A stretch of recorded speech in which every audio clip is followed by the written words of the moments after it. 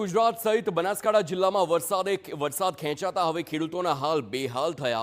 બનાસકાંઠા જિલ્લામાં ખેડૂતોએ શરૂઆતના વરસાદ પછી મોંઘા બિયારણો લાવી ખેતરોમાં સારા વરસાદની આશાએ વાવેતર તો કરી દીધું, પરંતુ તે બાદ વરસાદ ખેંચાયો। ભર ચોમાસું ચાલી રહ્યું છે તેમ છતાં બનાસકાંઠા કોરું ધાકોર રહેતા હવે ખેડૂતોનો પાક નાશ પામે તેવી ભીતિ સેવાઈ રહી છે।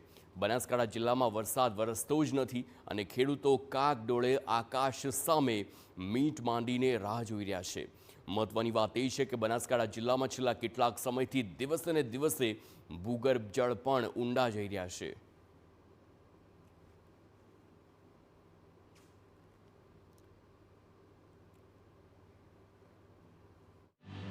હવે ખેતરો સૂકા ભંડ થઈ જશે। આ વાવેતર બધું બગડી ગયું છે। વરસાદ ના આવે તો અમારે પૂરી હાલત ખરાબ છે, પશુઓને તકલીફ પડે છે।